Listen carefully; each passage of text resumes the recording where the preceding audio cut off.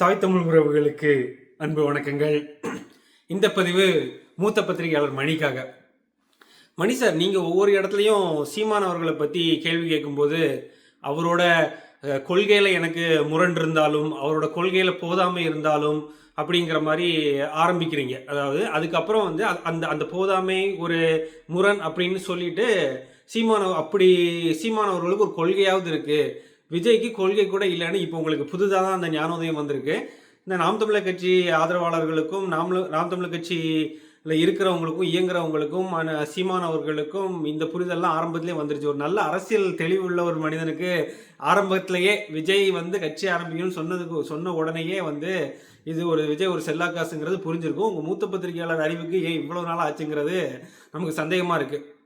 எனக்கு நான் வைக்கிற கோரிக்கை, இந்த மூத்த பத்திரிகையாளர் மணி அவர்களை பேட்டி எடுக்கும் போதெல்லாம் சரி மற்ற ஊடகங்கள் எதுவும் கேட்க மாட்டாங்க, ஆனால் வள்ளுவம் தொலைக்காட்சி, அருள்மொழிவர்மன், அரசியல் கருடன் போன்ற வலைவலிகளில் மணி அவர்கள் பேட்டி கொடுக்குறாரு.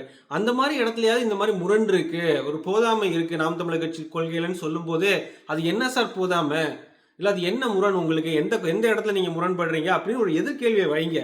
அப்போ தானே அது வந்து வெளியே தெரியும். அப்போ தானே அவர் என்ன சொல்ல வராருன்னு தெரியும். அப்போ தானே நம்ம அதுக்கு வந்து பதில் சொல்ல முடியும். பதில் சொல்லி இல்லை அதெல்லாம் சும்மா ஹம்பக்கு சொல்கிறாங்க, அது ஏதோ ஒரு அந்த முரண் இருக்கிற மாதிரி காட்டிக்கு கொண்டு போகணும்னு சொல்கிறாங்க. என்ன முரண்னு கேளுங்க, எந்த இடத்துல முரண்னு கேளுங்க, அதை அவங்களால தெளிவுபடுத்த முடியாதான் பாருங்க. நாம் தமிழர் கட்சி நாம் தமிழர் கட்சி சொல்லும் தமிழ் தேசிய கொள்கை எல்லா இடத்துலையும் ரொம்ப விரிவாக எதுக்காக நிற்கிறோம், என்ன பண்ண நினைக்கிறோங்கிறத தெளிவாக சொல்லியிருக்காங்க. இதில் எந்த முரணையும் அவருக்கு இருக்கிறதுக்கு வாய்ப்பே கிடையாது. இது சும்மா வந்து ஒரு நரேட்டிவை செட் பண்ணுறதுக்காக இந்த மக்கள்கிட்ட வந்து முரண்டு இருக்கிற மாதிரியும் இந்திய கட்டமைப்புக்குள்ளே செயல்படாத முடியாத மாதிரி, அப்படி செயல்படாத முடியாத மாதிரி தான் இருந்தனால தான் இவர் நிர்மலா சீதாராமன் வந்து பேசிட்டு போனாங்களா, இல்லை வந்து பிஎம் ஆஃபீஸ் வந்து தூது அனுப்புகிறாங்களா? இந்திய கட்டமைப்புக்குள்ளே செயல்பட முடியாதனால தான் நாம் தமிழர் கட்சி வந்து எப்போ பாராளுமன்ற தேர்தலில் எல்லா கட்சிகளும் காங்கிரஸ் பாஜக கூட்டணியில் இல்லாத கட்சிகள் எல்லாமே வீழ்ச்சி அடைஞ்சிருக்கு, எப்படி நாம் தமிழர்ன்ற ஒரு கட்சி மட்டும் பாராளுமன்ற தேர்தலில் எழுந்து வருதுன்னா அந்த சித்தாந்தம் அந்த கொள்கை மக்களிடத்துல வேறுன்றது வேறு பிடிக்குதுன்னு அர்த்தம். இதை யாருமே புரிஞ்சுக்கோ அவங்களுக்கு சகிச்சுக்கிறதுக்கோ மனசு இல்லை.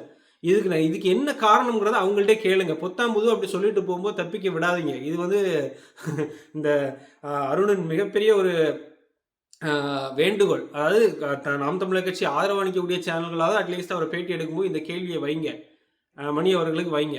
எந்த இடத்துல முரண் இருக்குன்னு தெரியுங்க, அந்த முரண் கேள்விகளை தெரிஞ்சுக்கிட்டு நம்ம அதுக்கு வந்து பதில் சொல்லுவோம். அது என்னன்னு நம்ம வந்து மக்களுக்கு தெளிவுபடுத்துவோம். இப்படி தான் எடுத்துகிட்டு போகணும். நீங்களும் சிந்தித்து பாருங்கள், கருத்துக்களை பதிவிடுங்க. வாழ்க வளமுடன்.